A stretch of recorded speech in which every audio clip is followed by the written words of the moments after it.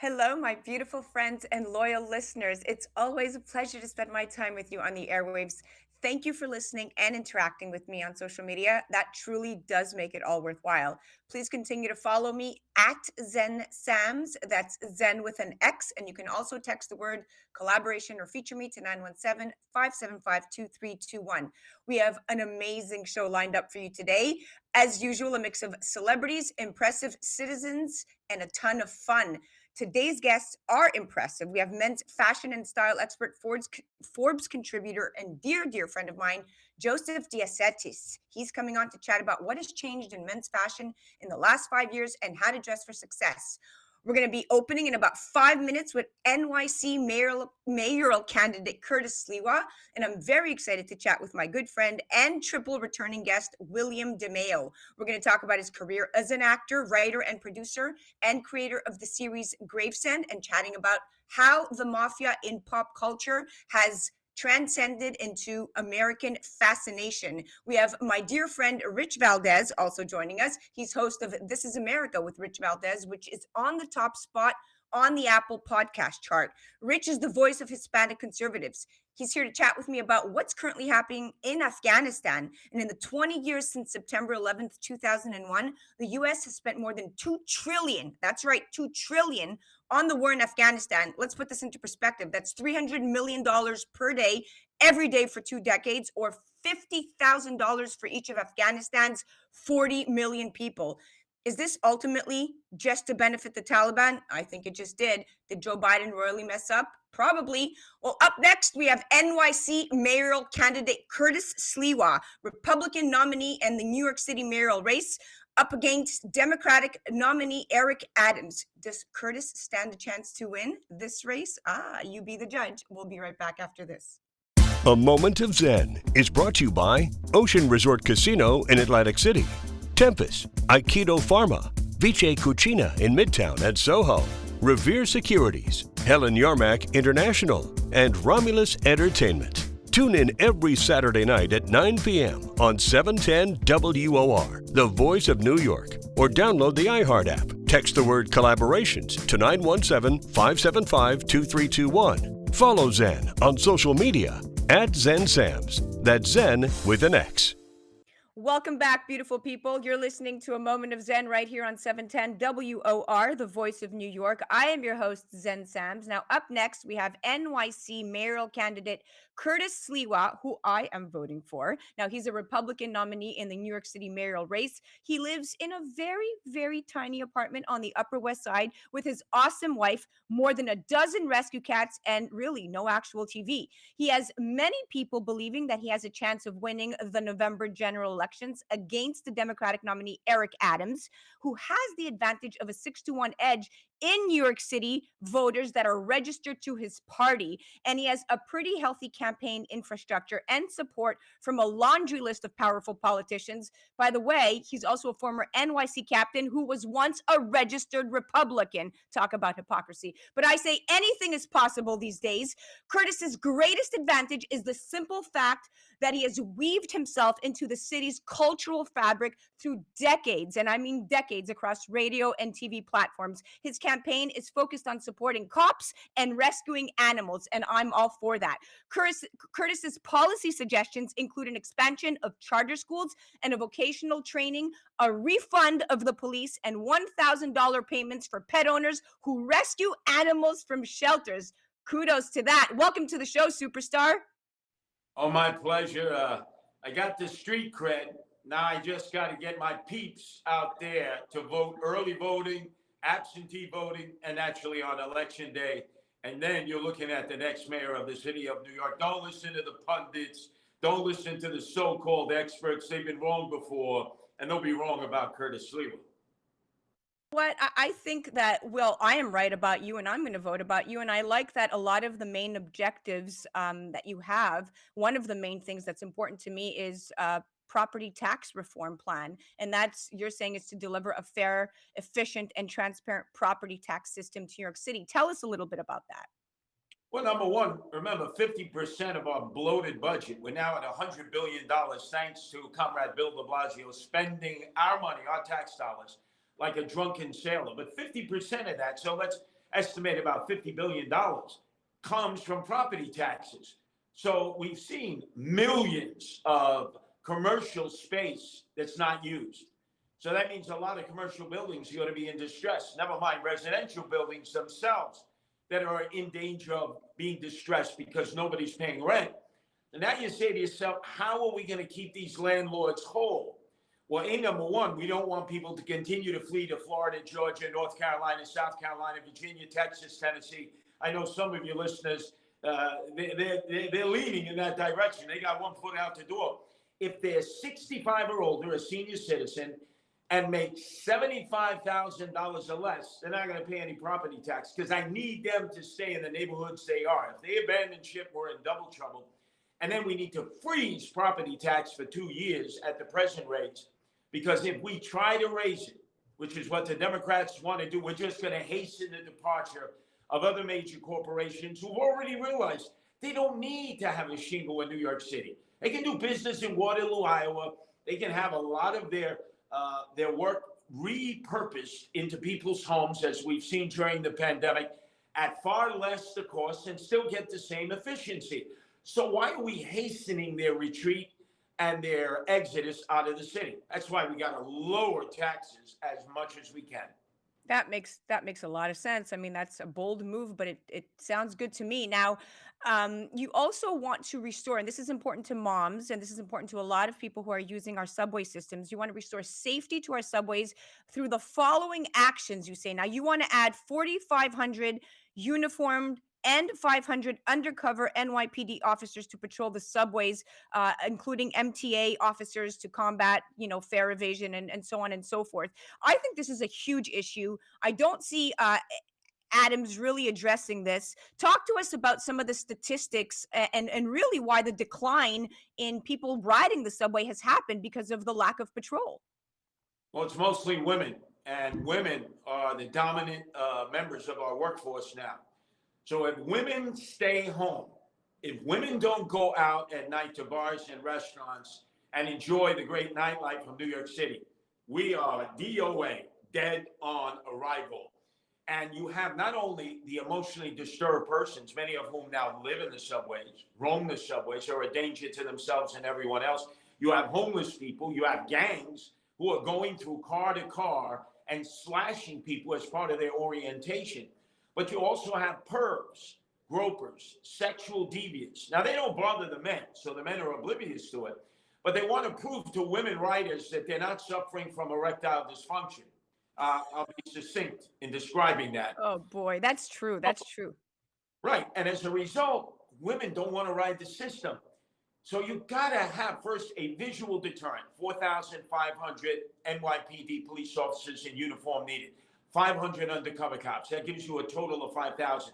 But then Cuomo, before the lockdown, promised that he would assign 500 MTA police officers, those are state cops, to stop the fare evaders. Because fare evasion is in an epidemic proportion. People are not paying when they get on buses. They're not paying to go through turnstiles. We can't subsidize this system from Washington anymore. There won't be any more stimulus dollars coming our way. So we've got to get those 500 additional MTA police officers assigned to the turnstiles, as Cuomo promised, and then we can start getting back on track. But if we don't make for safe public transit, we're never going to economically recover. We can't have 24/7, 365 nightlife. And a lot of tourists will decide to stay away because they continually see these stories about people being pushed into oncoming subway trains. They're not going to want to take the chance. Their life is worth more than a dreamed trip to New York City. Yes, without a doubt. I mean, this is becoming a little bit scary for women to ride. Believe it or not, confessing, have stopped riding the subway. I don't ride the subway. In fact, I made a bold move to Norwood, New Jersey, which is in Bergen County, a nice 25-minute car ride away, because I lost faith in the system, especially de Blasio, who's, separate of being a clown, and the way that he has completely alienated, I don't know how many thousands and thousands of people, because his leadership is just, stinky, quite frankly, to put it in mild terms. But that's a separate conversation. I'm going to pivot to something that's actually really important to me, not de Blasio, but this Yeah. no kill NYC. Animals are just as vulnerable. They have no voice. Animals, senior citizens, and children. That's my weak spot. And as a city, like you said, touting itself as progressive, we have one of the least progressive animal shelters in New York City. And Los Angeles has no kill shelters already. And we should be, like you've said, following their model to create the same success here in NYC. Talk to us about this, because it is so important to get these animals out of these kill shelters. Well, we're a nation politically divided and we're a city politically divided. So you try to find those subject matters that actually bring people together. And I've discovered Trump supporters who love animals, Biden supporters who love animals, apolitical types, really not interested in politics. They love animals. AOC types love animals.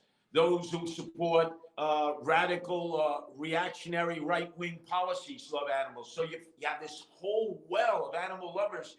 And then when you go to the taxpayers of New York City, and I tell them, do you know that if you surrender your animal to animal care and control, those are the shelters, that if they are not claimed within 72 hours, if they're not adopted by someone or a rescue group doesn't come and claim them, they're euthanized. People are shocked. 72 hours, animals are euthanized? Yeah, and it costs us millions of dollars each year.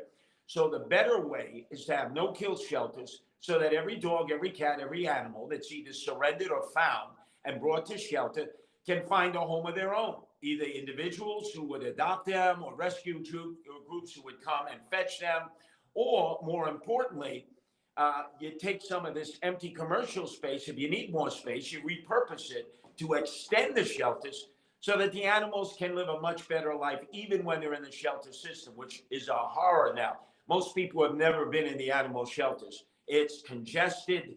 The air is putrid. Many of the animals actually end up getting sick once they're brought into the shelter system and euthanized as a result.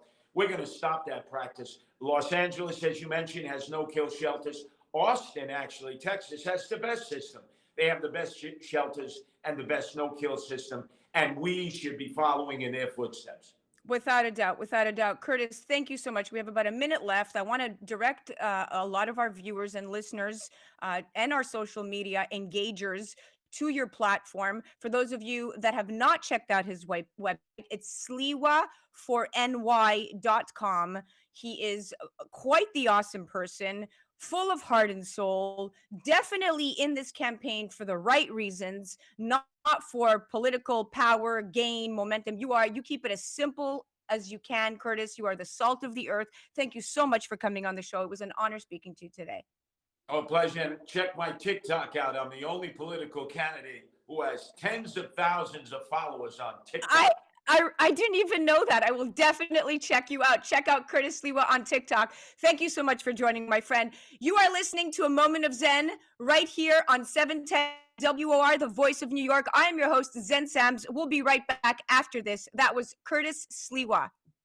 A Moment of Zen is brought to you by Ocean Resort Casino in Atlantic City, Tempest, Aikido Pharma, Vice Cucina in Midtown at Soho, Revere Securities, Helen Yarmack International, and Romulus Entertainment. Tune in every Saturday night at 9 p.m. on 710 WOR, the voice of New York, or download the iHeart app. Text the word collaborations to 917-575-2321. Follow Zen on social media at Zen Sams. That's Zen with an X. Welcome back, beautiful people. You're listening to A Moment of Zen right here on 710 WOR, the voice of New York. I am your host, Zen Sams. Now, coming up, we have my dear friend, Rich Valdes, host of This is America with Rich Valdes, which is on the top spot on the Apple podcast chart. Now, Rich is the voice of Hispanic conservatives. He was also the director of operations at Project Veritas and is a producer and regular guest of the nationally syndicated Mark Levine Show. He's recently founded a nonprofit social impact organization that we're going to talk about to educate American voters of Hispanic heritage on the importance of liberty in the free markets. It's called the Libertad Agenda, and you guys could check that out at libertadagenda.org. Now, welcome to the show, superstar. We're going to talk about everything currently transpiring in Afghanistan. Thank you for joining me. You bet. Anytime, Zen. Yeah, things are crazy in Afghanistan. I mean, what we saw over the weekend. I'm still thinking from Friday, right? Friday we saw how crazy and chaotic things were. The all of a sudden the Taliban came out of nowhere and took over everything. We're still trying to figure out what the heck happened. Why did we leave 100 and some odd Black Hawk helicopters there? Why didn't we evacuate the American citizens that were working as civilian contractors, working in the embassy? I mean, there's so much right now. There's zero plan. I just read a report about an hour ago, if that says that right now the State Department has no plan to get Americans out of Afghanistan unless they are already in Kabul. That is so despicable to hear when you think about the billions spent on Afghan army ultimately benefiting the Taliban. We're talking about 2-decade cost of $83 billion, and Yeah. Afghan security forces collapsed so quickly, and the ultimate beneficiary of this American investment turned out to be the Taliban. They grabbed not only, like you said, tons of equipment, but the political power, U.S. supplied firepower, guns, ammunitions, helicopters. They cleaned house. They captured an array of our military equipment, and Afghan forces failed to defend their district centers. Rich, what is going on here? You know, Zen, this is really troubling to me because I want to say, oh, Joe Biden, blundering mistake. He's ruining things. He's being Joe El Baboso Biden, like I like to call him on my show. But I really got to say, I think this is much worse. I think it's much more sinister. I really think that this was some sort of something that he intended to happen, because you cannot make a mistake of this magnitude this badly. The only other thought I have is that, you know what, they said, yeah, we're coming in, and somehow they were afraid. They were afraid, oh my gosh, these radical goat herders with rocket launchers on their shoulders are going to come and take over. And I can't see the American military afraid of that fight. But that seems to be what happened. And everybody got out. Biden pulls everybody out, leaves everybody behind. And it really is inexplicable to me. And it does open the door, I think, to some of our enemies who have a well-established presence there in Afghanistan, like China and like Russia. Oh, yeah, without a doubt. I mean, listen, Joe Biden announced it was in April that he was withdrawing all U.S. troops. The intelligence agencies didn't foresee a Taliban, a showdown of this magnitude, so to speak. But in my opinion, the rapid drawdown of U.S. forces sent a signal to the Afghan national forces that they were basically being abandoned. And the problem of the U.S. withdrawal is that it didn't just send that to the Afghan forces, but it sent a nationwide signal that it's up. A nationwide signal everyone read the same way, and the Afghan government troops were slowly but steadily losing the war. And this was happening right under our nose. And of course, Biden is to blame. Yeah, well, again, I mean, Biden says, whose fault is it? It's Donald Trump's fault. I think, listen, that seems to be the trend, right? Let's blame Trump for absolutely everything. But unfortunately here, this is something that, I mean, Biden is the president. He says, interestingly, the buck stops with me. I'm the president of the United States. However, does it really? Because as soon as they get to him, he says, well, you look at the Trump administration, then his press secretary, who I like to call Jen Psaki, Silent P, of course, she goes ahead and says, oh, well, you know what? It's also with the Trump administration. We can't forget it was Vice President Biden and President Barack Obama that allowed this. I don't know his name. I forget the pronunciation. But the current mastermind of this Taliban takeover of Kabul was allowed out on that prisoner exchange in exchange for Bo Bergdahl. So I think this is their problem. They made this problem. If you want to get conspiratorial, which I tend to stay away from, but if you want to get conspiratorial, one thing we could say is, did Obama set this up years ago, giving them all this lead time? And now does Biden come and say, hey, it's Merry Christmas to the Taliban. We're going to give you a bunch of planes. We're going to give you a bunch of guns. You do whatever you want.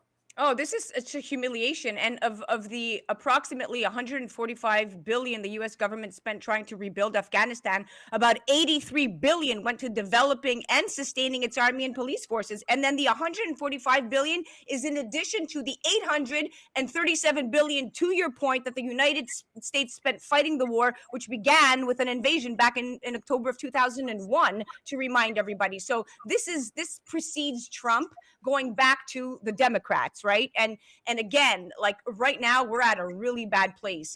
There's too much money being that got wasted, and now no one can account for it. Yeah, and when you talk about October 2001, George W. Bush, who again was, I think appropriate and correct in going into Afghanistan because they were hiding the bad guys that had just murdered many thousands of Americans, and it was like, hey, how do we get these guys? Let's go get them. What we learned the hard way was it's very difficult to find the bad guys that are hiding in the mountains of Afghanistan. And we had to change the way we trained our troops. We had to change a lot of things in order to kind of succeed in this new modern warfare. And I think after all these decades, at least since 2014, there hasn't been combat operations in Afghanistan. They've been doing their own thing with their military that you talked about. And whether they've been disheartened or not, that's a separate story. But I think the United States achieved the goal that they had. And yeah, you could start pulling people out. Trump talked about pulling people out. But pulling people out at this rate where you're leaving behind your equipment and you're leaving behind civilians that are American citizens, it's just reckless and irresponsible. Yeah, without a doubt. And back to your 2001 takeover there in October that we mentioned Reagan. I mean, he laid the groundwork for something really great to happen. And then, of course, a decade later, you have the capture of Osama bin Laden under Obama Biden administration. That in and of itself, after the Kerry Lugar bill was introduced and we had given Pakistan 1.5 billion under that Kerry Lugar bill, suddenly, bin Laden is captured. He wasn't captured; he was handed over. But that's a whole different That's how it conversation. works. Oh yeah, this 83 billion invested in the Afghan forces over 20 years, just to put things into perspective, is nearly double last year's budget for the entire US Marine Corps and is slightly more than what Washington budgeted last year for food stamp assistance for about 40 million Americans. So this is a huge embarrassment. Yeah, and it's great that you put that perspective on the money because when you look at that, you say, wow, what is happening? And something I learned a long time ago, at least this was my observation from being involved. I was a volunteer chairman of the advocacy committee for the United Nations Association during the same time that Nikki Haley was at the UN as UN ambassador. And something that I can tell you I learned was that the UN was nothing more. There was diplomacy. Let me not be very dismissive. But it was in many ways a clearinghouse for payoffs, right? It Oh was like yeah.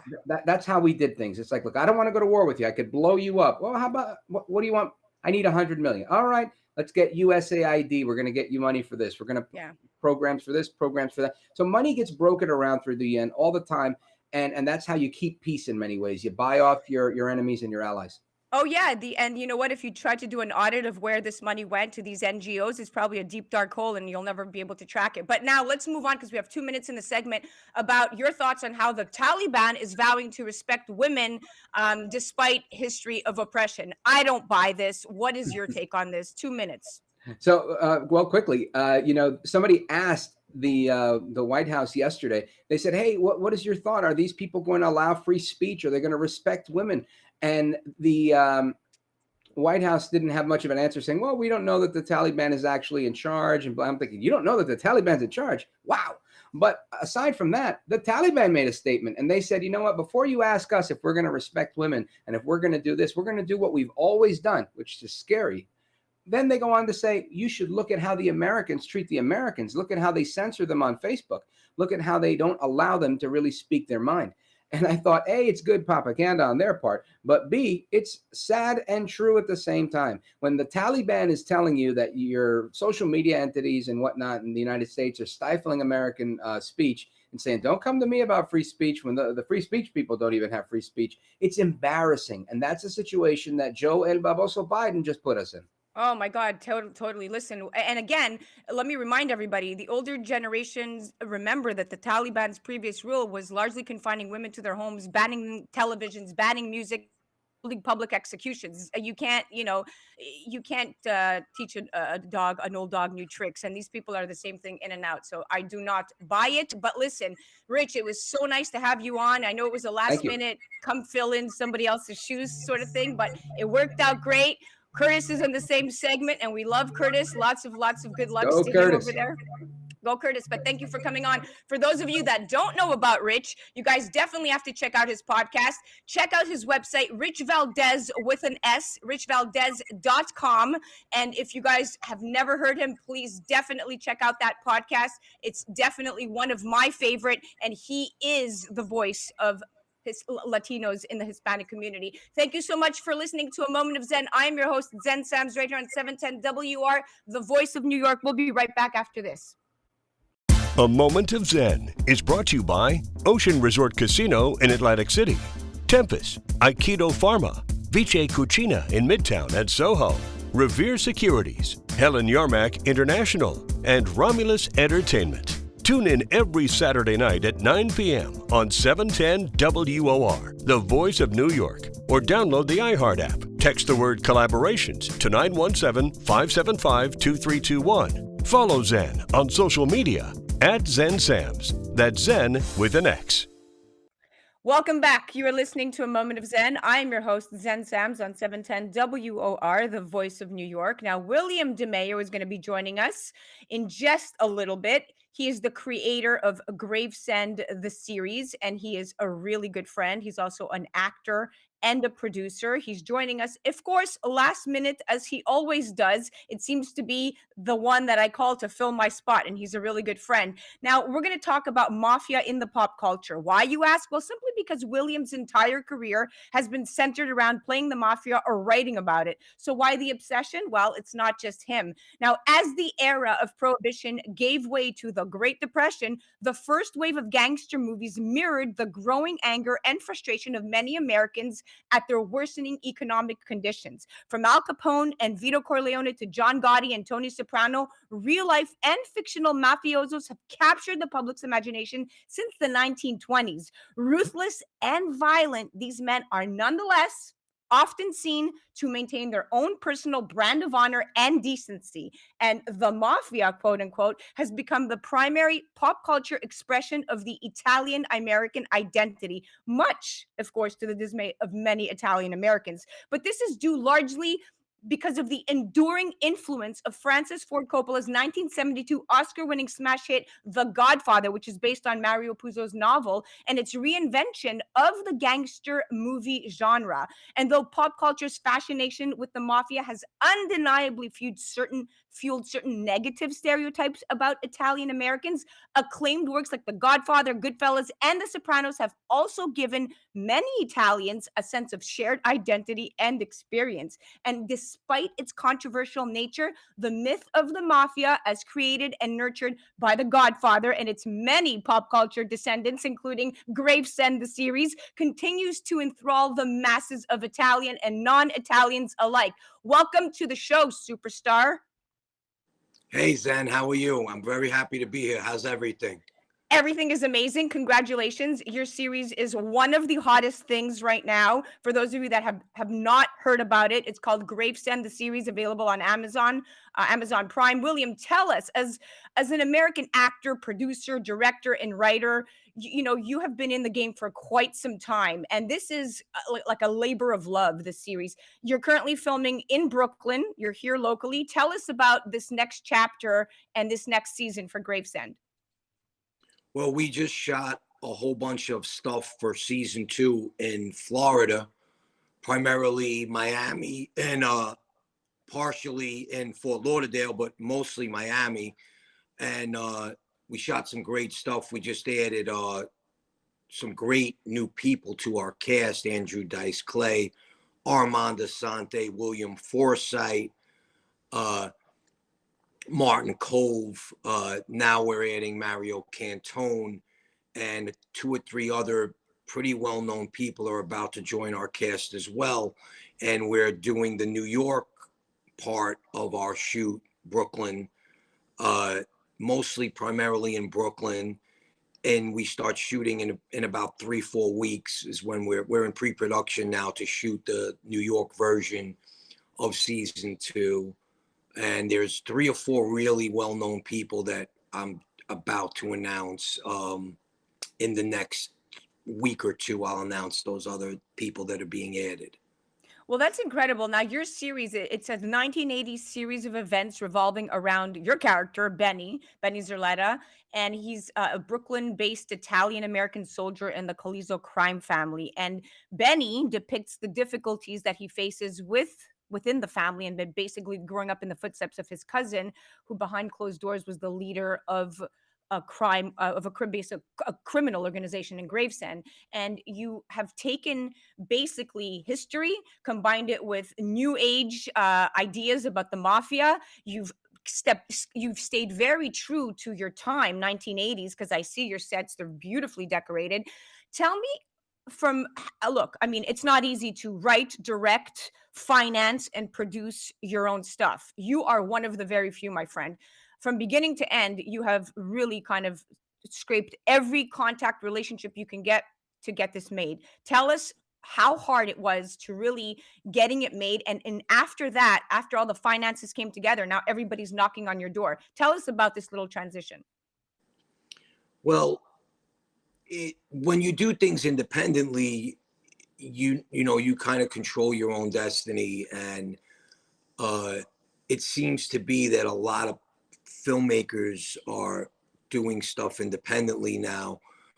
We do hope after we finish this next round that we will attach one of the studios to back the show completely.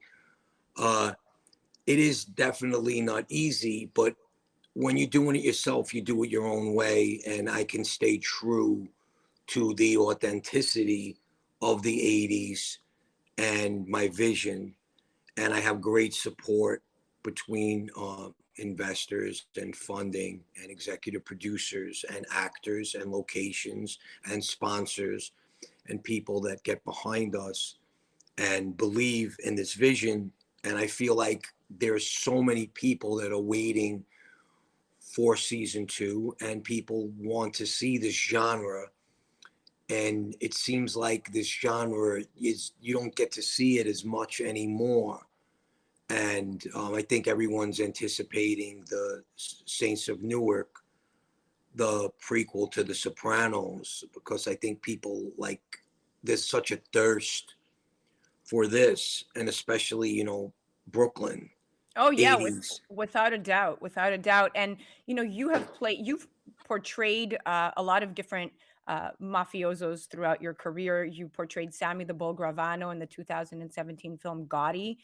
You also were your character in The Sopranos. You also played the character Jason Molinaro back in 2016. You've always kind of centered yourself around. Now you're playing Benny in Gravesend.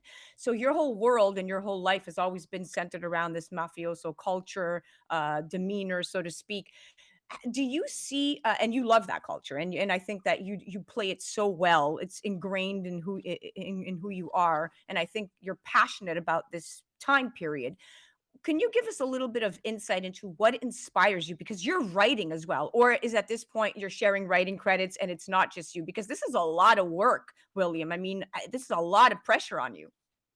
Yeah, no, thank you. Well, I also played young Carlo Gambino in Boss of Bosses. And I appreciate what you're saying about playing these characters and playing them well. If you really look at some of the greatest actors of our time, actors who are in so many movies and very versatile in so many movies, they're really basically mainly remembered for their mob roles. I mean, if you look at Robert De Niro, who's brilliant and been in so many movies and played so many different characters. I mean, what comes to mind the most is The Godfather, Goodfellas. Uh, these are movies that, Al Pacino, Godfather, Scarface. It seems that they're mainly remembered for the masterpieces that they've made. Martin Scorsese movies that are involving with the mafia. It seems like that's their standout performances and what they're remembered the most for. I just think that these stories need to be told, will always be told, and no matter how many different times or different ways you splice it, there'll be an audience for this genre. I just think that you try to be as authentic as possible, and you don't glorify it. You make it for what it is, and that's what I try to do best, is to just make these characters exactly kind of the way they really are. I'm not trying to glorify anything. And it's not just about the mafia. It's about a time.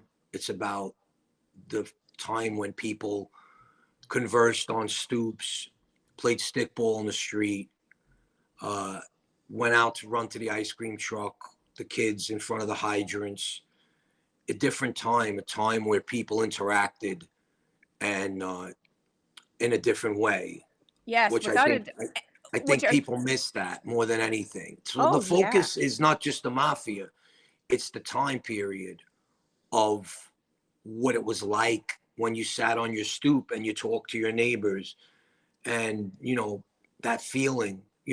We never came home till the our parents called us. You couldn't get us inside, and now you can't get the kids outside. It's crazy. Different times, different times.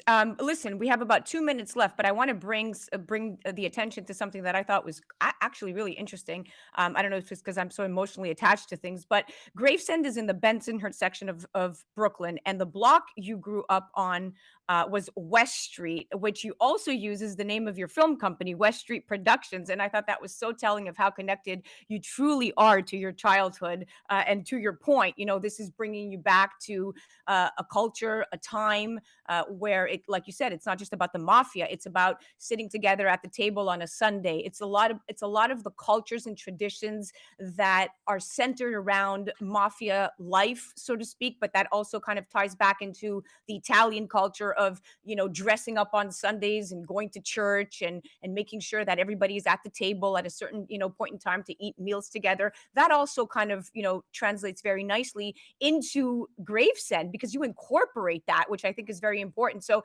listen, it was such a pleasure having you on. It was like a fire drill this morning. Hey, can you fill in a spot? And you did it so graciously. So thank you so much for coming on, William. You're No, of course, great friend. Zen. I love you. I always appreciate your support. And just as you just mentioned, I also want to mention, you're right.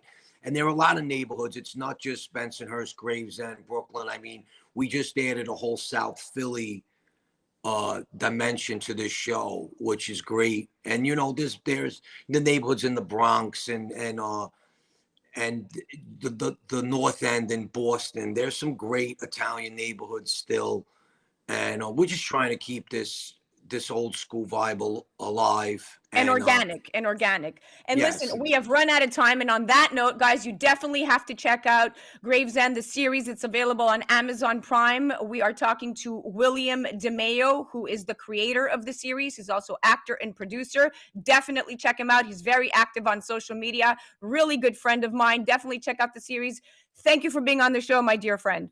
Thank you, Zen. Have a great day. God bless always. God bless. You're listening to A Moment of Zen right here on 710 WR, the voice of New York. I am your host, Zen Sams. We'll be right back after this. A Moment of Zen is brought to you by Ocean Resort Casino in Atlantic City, Tempest, Aikido Pharma, Vice Cucina in Midtown and Soho, Revere Securities, Helen Yarmack International, and Romulus Entertainment. Tune in every Saturday night at 9 p.m. on 710 WOR, the voice of New York, or download the iHeart app. Text the word collaborations to 917-575-2321. Follow Zen on social media at Zen Sams. That's Zen with an X. Welcome back, beautiful people. You're listening to A Moment of Zen right here on 710 WOR, the voice of New York. I'm your host, Zen Sams. Now, joining me in just a sec is men's fashion and style expert, Forbes contributor Joseph DeAcetis. Now, a lot has changed in men's fashion in the last 3 to 5 years. The fashion world is finally ready to invest money, time, and energy in men. An industry that remains dominated by women's wear is now ready to give attention to men's fashion needs. Men no longer shy away from demanding well-fitting suits, good quality fabric, color options, casual comfort, and trending styles. Oh no, my husband's closet is actually triple mine. Presentation is everything, and men are clear about what they want. Even the unkempt, scruffy look is well thought out and carefully curated. The rise of assertive male spenders with higher disposable income, coupled with a desire to dress well, is fueling the growth of the industry. And experts believe that menswear as a category will grow at a faster pace compared to women's wear. By 2024, the menswear category is expected to grow 4.3% globally, perhaps even slightly overtaking the women's category. Brands like fashion house Balenciaga admit that men between the age group 20 to 35 are soon becoming one of its main drivers of sales growth. And therefore, the day is not very far when the luxury sales industry in the men's category surpasses the sales of luxury women's wear. And here to break it all down for us is Joseph DeAcetis, style director at the highly esteemed Forbes Media Corporation. Joseph is one of the most recognizable faces in menswear, and his style credentials warrant a place in the global luxury menswear industry. Welcome to the show, superstar. Thank you, Xenia. Thank you for having me. I'm interested to get started. Well, you are a very, very dear friend of mine. We have been friends for almost 2 decades, well, maybe less. But your career your career experiences specifically have led to a period of extensive collaboration and research in designing this new men's brand that you have. And the rising Latino American luxury menswear market has your focus. Tell me about Potro. Okay, well, after years in the industry as a menswear expert, I decided to research the growing market of Latino in America. And Potro is for everyone, first of all, and it's spelled Potro. In Spanish, it means a colt, a horse that's a colt, the male colt specifically, that hopefully becomes the thoroughbred.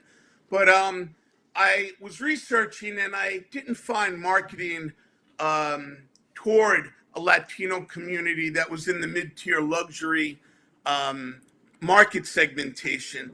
So I developed Potro, and at first it's having its debut on September 9th during New York Fashion Week at the Stony Theater at 1:30 p.m. And there'll be a runway show and a cocktail hour. Potro itself is a mid-tier luxury brand, starting out mostly with polo shirts in I'd say about 10 different colors and a few different fits, and some polo shirts with a little bit of excitement to them. They're conservative, but there are some product offerings that, you flip up the collar and it'll have the name Potro behind it, branded, or there'll be some colors that are a bit more bold rather than the conservative colors that are also in the collection. And the advertising will be both in English and in Spanish, depending on which avenue the advertising goes down. So, back in the 90s, there were a lot of brands that were targeting the African American segmentation in America, such as Fat Farm and FUBU, and they really exploded, and for good reason.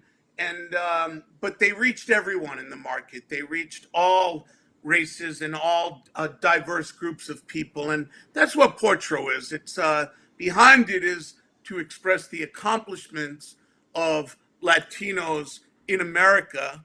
And all Latinos, that is, but it is for everyone to celebrate, because Latino culture has become such a great, significant part of the United States, and so Potro is here to celebrate it in a really good, positive way, in a clean way. I'd say more on the lines of Ralph Lauren, very clean and very crisp, and it's the good guy, it's the healthy guy, it's the athlete, and the guy that's on a good path for education forward, and all of that good stuff. Yes, and you know what? To piggyback that, men today don't want to choose between dressing sharply and dressing casually. They want the best of both worlds, and the current fashion trend is all about owning a wardrobe that has a fine balance between this traditional and casual menswear, and that's exactly what your line does. I mean, men are ready to change their spending habits if it flatters their vanity, and I think your price points are very very well thought out. They appeal to a great market. And I think this is a great time during this, crazy times in the world to finally launch something with fabrics and well thought out the way you did with Potro. So this is great. What is there a website that people could check out? It is. It's portro.com, and that website will be up after the fashion show. But it's portro.com. Potro.com.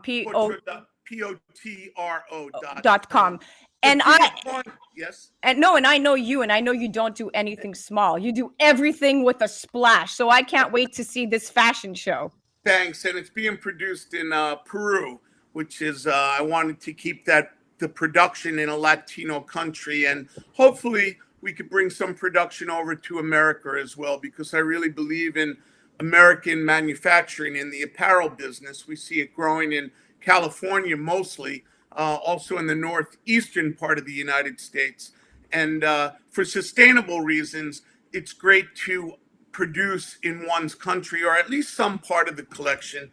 Sustainability is a big thing. But to your point, in men dressing now, and the big market, like you said, which is right on point from 20 to 35, market's focused on Gen Z and younger millennials, which really, I guess the younger millennials are about 32 down to 24. And then after that, the Gen Z starts rising up. But they're not looking for their father's suit.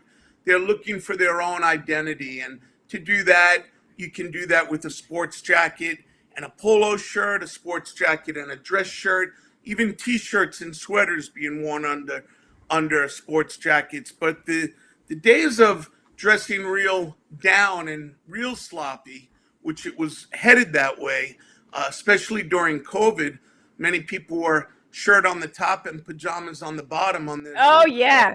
That was me. That was me. I was contributing on every platform. That was my husband, who's the CEO of Romulus Entertainment, taking these big board meetings, and literally, like you're saying, it was like a waist up thing. And then the mailman would come and the doorbell would ring, and they would be like, "These people are crazy." But I was trying to tell people to really try to get dressed during COVID times and try to feel great and feel like you're at work. But the majority of Americans decided to dress good on the top and pajamas on the bottom, and that's fine.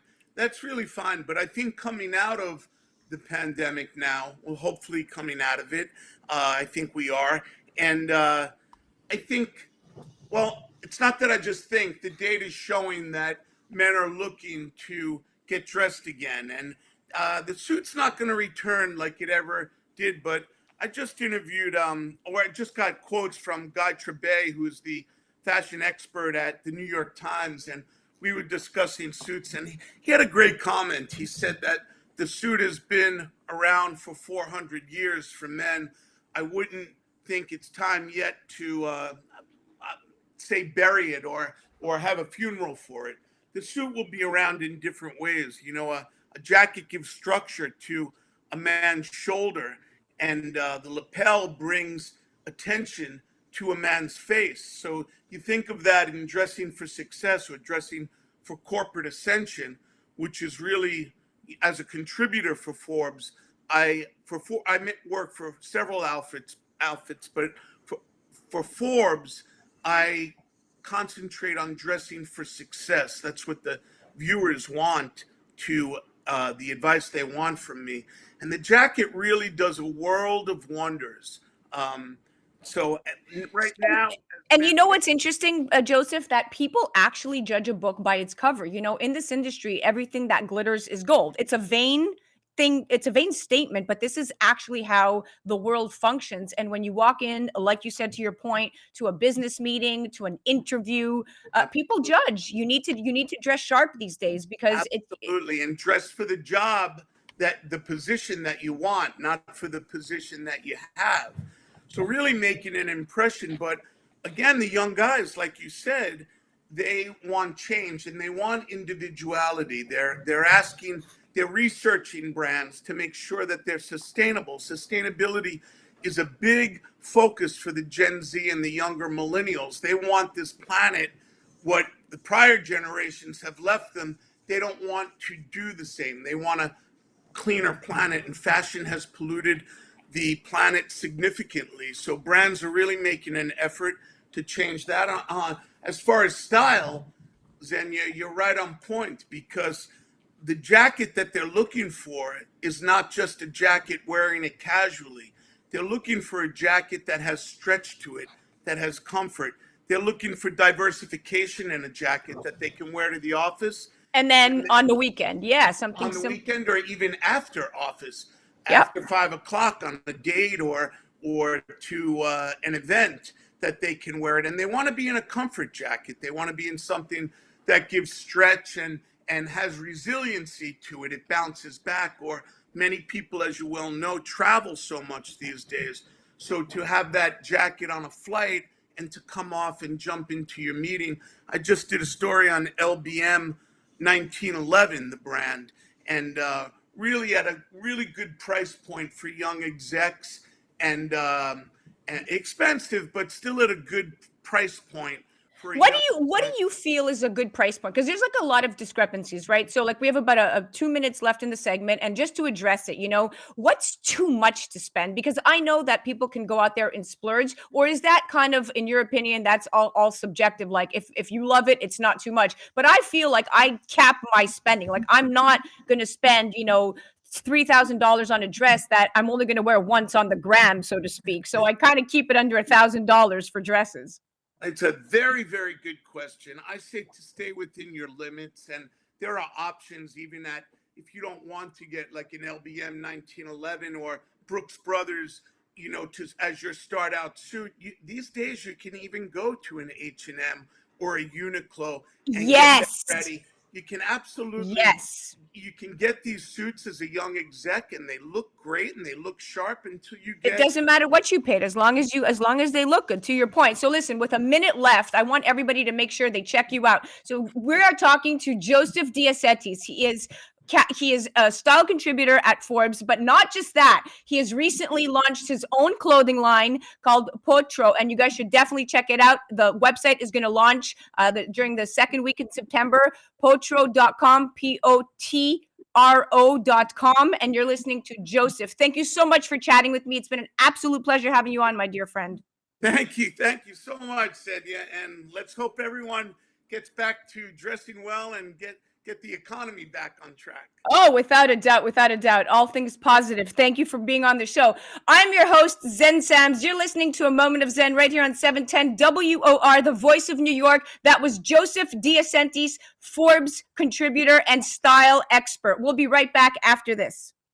A Moment of Zen is brought to you by Ocean Resort Casino in Atlantic City, Tempest, Aikido Pharma, Vice Cucina in Midtown at Soho, Revere Securities, Helen Yarmack International, and Romulus Entertainment. Tune in every Saturday night at 9 p.m. on 710 WOR, the voice of New York, or download the iHeart app. Text the word collaborations to 917-575-2321. Follow Zen on social media at Zen Sams. That's Zen with an X. Well, that's a wrap, my friends. Remember to tune back in next Saturday night. I'm going to be live at Ocean Casino Resort in Atlantic City with celebrity and VIP guests live at 9 p.m. right here on 710 WOR, the voice of New York. Thank you for listening to A Moment of Zen. It's been an absolute pleasure being your host. We'll be back next Saturday.